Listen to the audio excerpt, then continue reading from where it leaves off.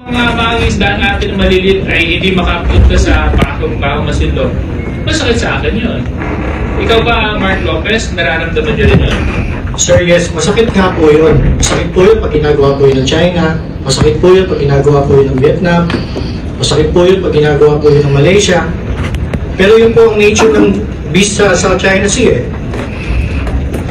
Okay. Anyway, Tayo rin po, sir. Mr. Chairman. Tayo rin po nagwa-water cannon, Mr. Chair. Again? Mr. Lopez, may I ask, saan po nyo nakuha yung information na yun? From what I know, I haven't heard of any news that nag-water cannon ang Pilipinas sa China. Ang point ko po, sir, yun po, ang point ko po, sir, Let us go to the That's fake news, Mr. statement. Chairman. That's what you said. Mr. Chairman, that's fake news. Yes, that is why, just a point of clarification. You mentioned earlier that ang Pilipinas nag-water cannon din sa China. May I know where did you get that information? Was it in the news? Mr. Chair, wala po ako sinabing nag-water cannon sa China. Ang sinabi ko po nag-water cannon din po sa Pilipinas. Mr. Mark Lopez, pwede natin i-review yung tape. We are at the record. Kasasabi mo lang yun. At saka, did I hear it right? That he said na nag-water cannon din tayo sa China? Nag-water cannon na. Nag-water cannon. Nag-water cannon po tayo. Pero, Mr. Chairman, Mr. Chairman, pero Mr. Lopez, So ang Mr. topic Lopez, is about to Apo, happen in Mr. Chair. China. Yes, sir. makinig ka po, please. Kasi po, the issue has to do with West Philippine Sea, the problem with China. Now, nung binention D.S. Suarez about the water cannons, nagsalita ka na tayo din, nag-water cannon. Saan yun? Water cannon saan? Kasi yung pinag-usapan natin dito is the West Philippine Sea. Now, tama ka. Hindi mo sinabi na nag-water cannon ang Pilipinas sa China. But ang pinag-usapan natin dito is all about the West Philippine Sea. Now, ano yung sinasabi mo water cannon? Mr. Chair, I premise my statement po kasi, kanina sinabi ko po, that the South China Sea issue is a complex issue Sandali po. Please answer my question. Nako. What do you mean that the Philippines is using water cannon? Kasi po yung water cannon is a facility. Huwag ka magpalusot. Opo. Huwag ka magpalusot. I warn you. You're under law. Ang water cannon Sagot mo po, where you refer that water cannon? That you mentioned. ang water cannon na deployment po kasi is one of the actions taken by a state. Pag meron po mga dispute na ganyan nga po, Ang Pilipinas, ibig ko sabihin, mag-water cannon din sa China. pwede po. And that's it. Sinabi mo na water cannon. Mr. Chair, wala akong sinabi ng Pilipinas na ginawater cannon ng isang kalamang state. Sinabi ko po, This will be your last warning. Our heads will sign with contempt. This is your last warning. You're under oath. opo. What do you mean that the Philippines is using water cannon? Mr. Chair, ang sinabi ko nga po, ang Pilipinas po, nag-water cannon, pwede po mag-water cannon. Ay, hindi. Hindi, yun. Hindi ganon. Mr. Chair, sige po, mag-apologize po ako. Mali po ako, kasi po, fake news po ako. Ang sinasabi ko lang po, pwede po ang water cannon sa South China Sea issue. Hindi, ganito lang po. Fake news po ako. And then, ang sinabi mo, what you said, nag-water cannon, Mr. Chair. Opo. And if you want, Inaayos ko po. we can ask the Secretariat to refer to our stenographers in the back to the statements issued by Mr. Lopez regarding that issue. So, we have never taken, I don't think, that's reckless, absolutely reckless. So sa video na yan, sa pangyayaring yan, pinamalas po ni Mark Lopez kung gaano po siya kakupal, mga kababayan. Kupal kasi nag-fake news na, after mag-fake news, nagsinungaling pa, no? Kaya alam mo, sa totoo lang, nakulangan ako sa mga congressman natin kasi hindi yan dapat pinapalampas na dahil lamang nag-apologize, no? Yung apology niya, yung pagkaka-deliver, in my opinion, insincere at saka may sarcastic siya na mga paraan ng pag-deliver ng kanyang mga sinasabi. And at the same time, kung titignan niyo yung behavior niya, yung eto, tignan niyo to, itong picture na to. nagsasalita si Tariela, pangiti-ngiti siya dyan, ano? So, parang nakakaloko nang iinsulto, no? May arrogance sa behavior, sarcastic, at saka insincere, at saka yung pag-apologize niya, no? Yung apology niya, insincere, no? Kaya kung ako naandyan, isa sa mga congressman dyan, hindi ko papalampasin yan.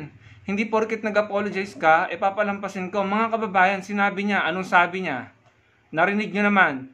Sabi niya, sa pagkakaalala ko, tayo rin po nagwa-water cannon, Mr. Chair. No? So, ibig sabihin, ini-imply niya na tayo gumagamit ng water cannon sa mga ibang claimant state. No? Hindi niya in-specify kung sino yung winater cannon natin or wina-water cannon natin. Pero ang sabi niya, tayo rin po nagwa-water cannon, Mr. Chair. Ibig sabihin, ginagawa natin. No? And then, nung na-call out siya, no, nung binusisi yung statement niya, pinauulit na sa kanya, bigla na niyang iniiba. No? Bigla na niyang gina-justify.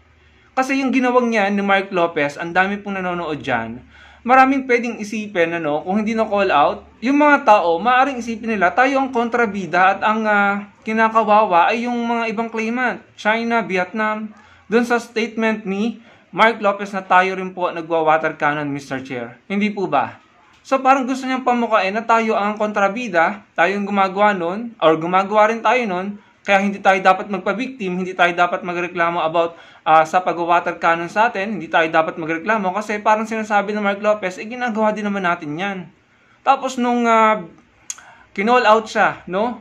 Biglang nag-iiba na po ang sinasabi niya. Parang nag-iiba na yung tono niya, tinatanggi na niya. So kaya ako nasabi na nag-fake news ka na, nagsinungaling ka pa, kupal ka. Hindi po ba mga kababayan?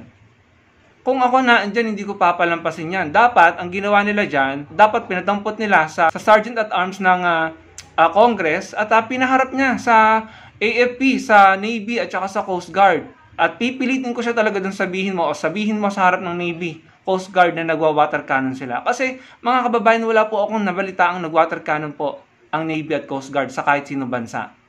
Meron tayong equipment pero wala po akong nabalitaang ginamit natin ito sa kahit sinong claimant dyan. Pero yung statement ni Mark Lopez, pinapalabas niya na tayo nagwa-water cannon din sa iba. No? Tapos nung nasukol na, nung na-call out, biglang tinatanggi, biglang gina-justify. Grabe, no? Ganyan ang ugali ng mga DDS, no? May pagka-arrogante, sarcastic, fake news peddler, tapos sinungaling. No? Ayan, nakita niyo, na-demonstrate lahat. Diyan sa video niyan, dinemonstrate lahat ni Mark Lopez ang ugali nila. Pambihira, yung hearing is about combating, no? Fighting fake news. Tapos nag-fake news ka, and then nagsinungaling ka pa. Anong klaseng tao ka? Ganyan ba kayo mga DDS? Yung narrative niya, yung mga statement niya, at paraan ng pagsasabi niya, no, pagsasalita niya, is talagang parang against sa foreign policy ng kasalukuyang gobyerno patungkol dyan sa West Philippine Sea. Halatang halata at ramdam na ramdam mo na binabangga niya. Kino-question niya at pinapalabas niya na tayo gumagawa din ng ganun. Pinapalabas niya na kontrabida tayo. At kung si Tariela, ano din kasi, parang nakulangan din ako sa kanya. Ikaw yung part ng AFP, ng Coast Guard. Kung ako sa'yo, kung ako doon kay Tariela, lalapitan ko yon at tatanungin ko sa kanya, didikdikin ko siya, anong sinasabi mo? Patunayan mo sa akin ngayon. Pambihira, harap-harapan. Kung siguro unaware yung mga congressman doon, hindi nila alam na hindi tayo nagwa-water cannon, baka sumang-ayon na lamang sila kay Mark Lopez at malaking disaster yon. Maraming Pilipino ang maniniwala na, ay grabe, tayo din pala nagwa-water cannon. Reklamo tayo na reklamo about water cannon, ginagawa din pala natin. Hindi po ba mga kababayan? Si Tariela, dapat nilapitan niya, no? Magpaalam siya kung kinakailangan nilapitan niya at dikdikin niya. Anong pinagsasabi mo? Harap-harapan ng nag-fake news sa inyo, tapos nagsinungaling pa sa inyo, harap-harapan, nag-apologize lang sa inyo. Hindi niyo pa naramdaman yung apology niya, yung apologize niya, insincere, sarcastic, at hindi niya talaga gustong gawin. Na parang pinapalabas niya sa taong mga nanonood na napipilitan lang ako mag-apologize kasi baka ako makontempt. No? Na parang hindi niya talaga gustong mag-apologize, na hindi niya matanggap kung ano yung maling ginawa niya, na hindi niya inaamin na siya nag-fake news. Although sinabi niya, yes, nag-fake news siya, pero insincere. Hindi niya talaga gustong aminin. At yun ang gusto niya ipakita sa taong bayan na nanonood doon. Kaya, grabe eh. Kupal talaga, no? Arrogant, sarcastic, insincere, fake news peddler at nagsinungaling sa taong bayan, mga kababayan. This is not a simple issue. This is national security issue and national interest. Tapos gaganyan-ganyanin mo, magpe-fake news ka at magsisinungaling ka pa. Anong klaseng tao ka? Pambihira naman. Binabangga nyo yung interest yung foreign policy ng bansa natin ay binabangga nyo. Marami pa po siyang sinabi. Pag-usapan natin sa ibang video. No?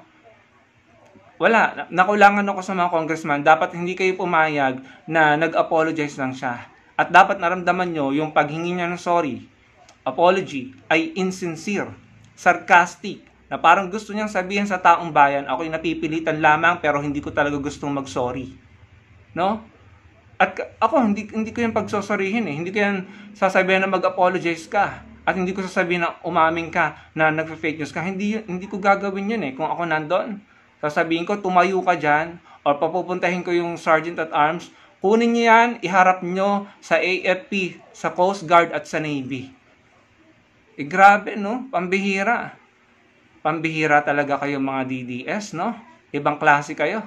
Anyway, yun lamang mga kababayan. Salamat po sa panonood. Sana'y makapagbigay kayo ng komento nyo at malike nyo ang video. Salamat po.